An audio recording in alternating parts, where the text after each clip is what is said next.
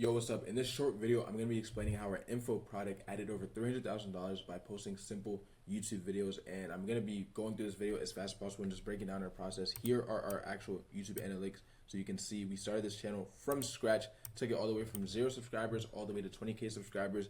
And 90% of our traffic is coming from YouTube. As you can see here, our client said they did north of $300,000 last month, and I want to go ahead and break this down in the simplest and quickest way possible so you can actually implement it for your info product business. So first things first, if you come to our channel, I want to show from when we first started. I want to break down how we kind of think about this YouTube ecosystem and how it plays a role in your entire funnel. So first, always comes down to figuring out who is your ideal customer profile, and then also doing niche research to see how you can supply the demand of the market and actually stand out from your competitors. So we figured clearly out who our ICP is, but to figure that out entirely, what you have to do is kind of create a spider web, right? And with that spider web, you're figuring out the pains, the desires, the fears, and the motivators. For the market research, it's kind of the same, but what you're doing here is you're going to find competitors that are inside your niche. You're going to find people that are also in adjacent niches. And then you're going to find people that are just like on broad YouTube that you can take inspiration from. And you're basically going to go ahead and from these channels, sort them by most popular. I'll just put MP and look for the patterns between their top performing content that you can apply to your videos. So this is like titles, thumbnails, ideas. Where are they winning, and take what's working for them and apply it to yours. But also find the gap in the market of where you think these people that you've done the niche research on aren't doing that well, where you can actually fill that gap. And then on the ICP side, ideal customer profile, I'm figuring out everything there. Basically with these pains, desires, fears, and motivators, what you're going to do is reverse engineer these into actual vid ideas and tie them in with the niche research. So it's kind of like, I like to think of it from a psychological standpoint. You're going to take the psychology of who you're actually trying to sell to. So the videos that you're posting, you put them directly in front of who you want to sell to so you can turn your content into cash. So this is the psychological side with the ICP.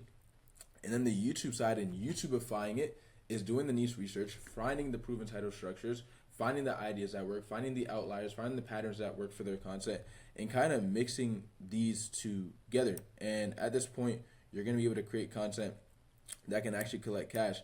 There's more that goes into this. Like with the content, you can look at FAQs and tap them into your ideation. You can look at sales objections. You can look at audience feedback. What is your audience actually telling you? And basically, once again, this is all like psychologically done, and then you're going to YouTubeify that psychology. So if I look at our channel right now, our first video in this case was him breaking down his biggest meme coin trade. We obviously know our ICP has a desire for seeing people actually make money, but not only making money, they want to see the strategies behind it and know that it's actually possible. So we did that here with their first video.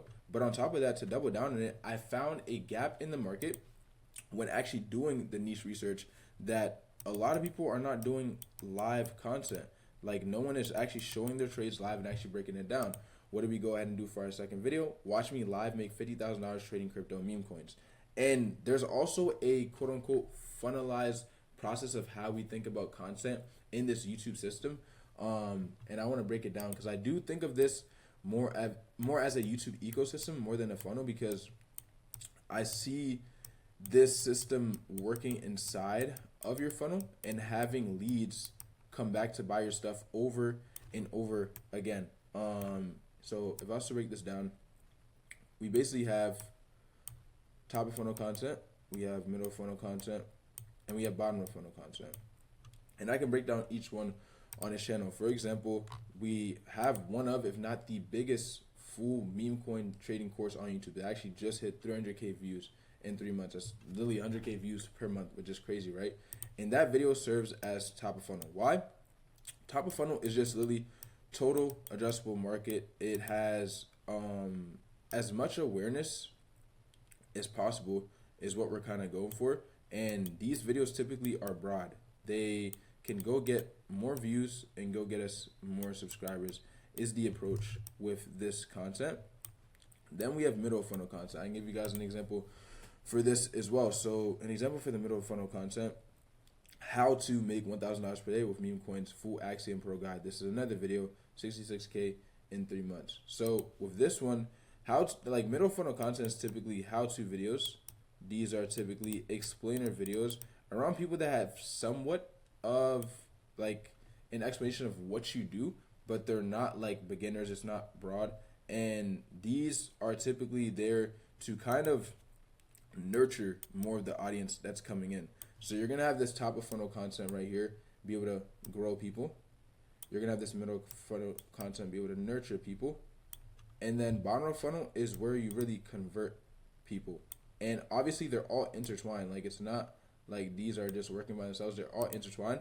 An example of a bottom of funnel video could be a live trade video where he's breaking down his trade live, going to detail.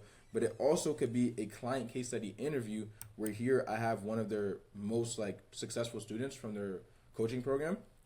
Hop on an interview. We give them the interview questions, create packaging. And this is really just showing them that their stuff works.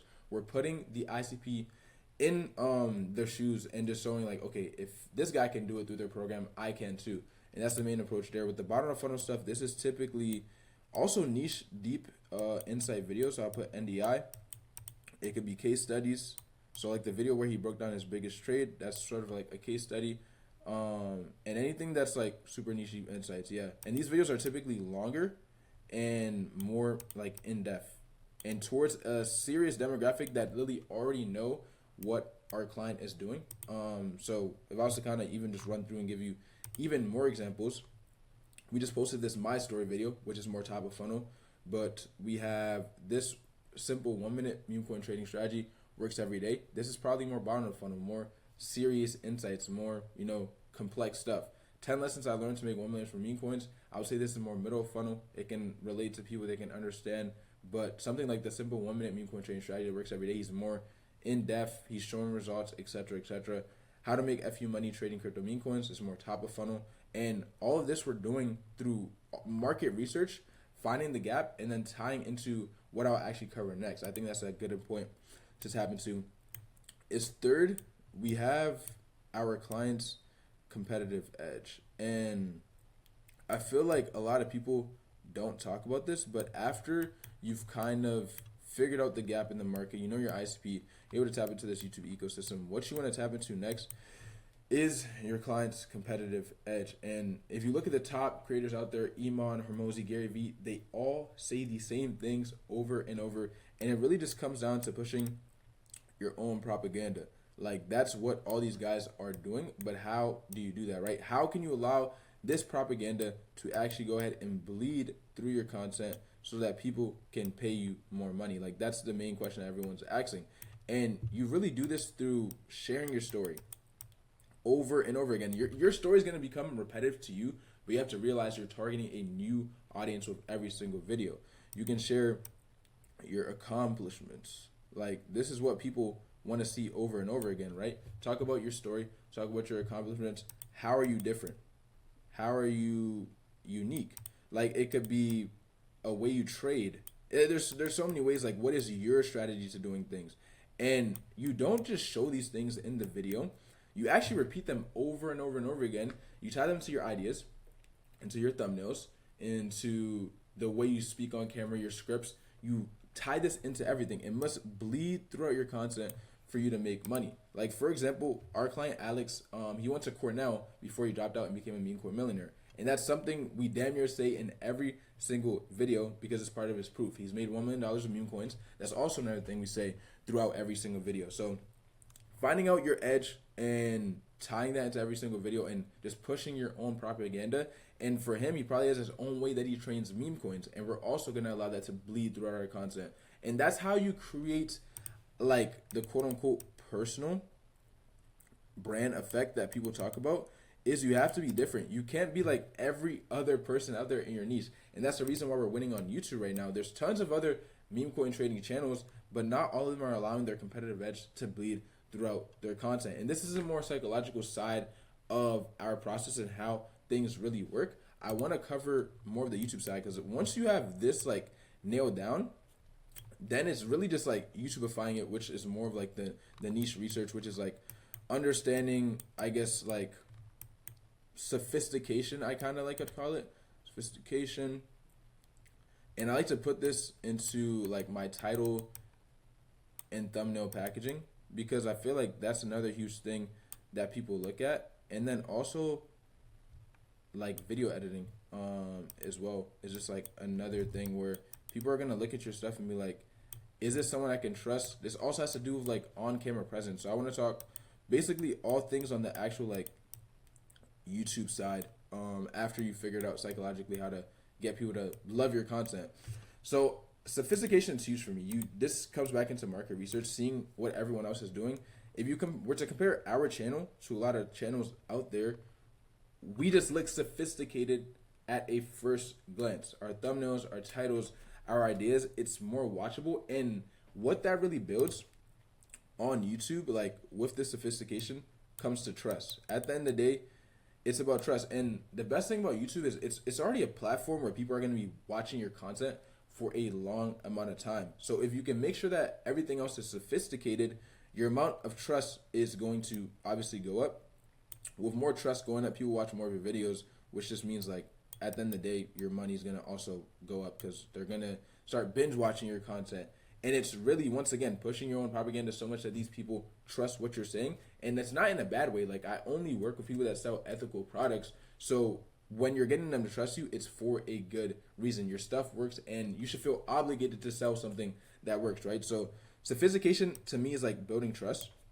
You do this through proper titles and thumbnails. With the titles and thumbnails, simply put, I'm going to say the thumbnail is what gets attention, and then the title is what gets the click. That's how we think about things there. For the editing, once again, the main thing is just having it feel like it's not cheesy, unless that is like what your ICP desires. But that's not really the thing for our niche. We're going for a clean look. We're going for something not overdone. Like, we're not overdoing it.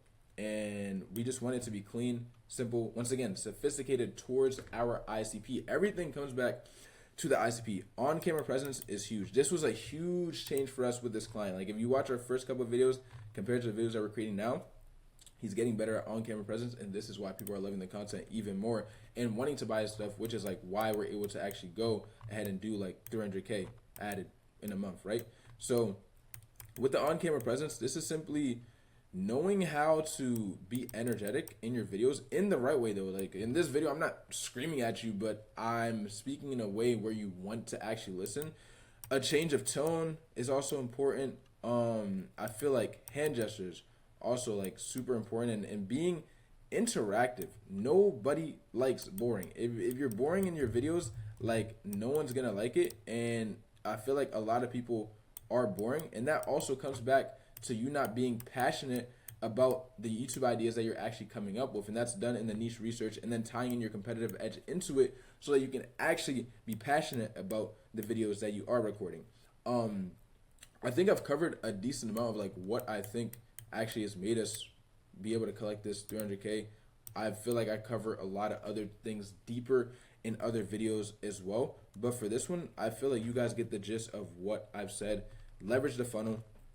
Go ahead and do niche research. Tap into the pains and desires. Leverage things like vidIQs to actually find these proven title structures and title formats and tie them into what your ICP wants. It's kind of like mixing everything together. Then after you mix everything together, you put into the YouTube ecosystem. When you're recording your videos, you leverage your competitive edge, you leverage your story, you leverage your accomplishments, and then when you go to post, you just make sure everything looks sophisticated and you push out the content. That is how I have thought about it. That is kind of the quote-unquote method behind how we've been able to add this channel over 300K cash collected with their high-ticket info product.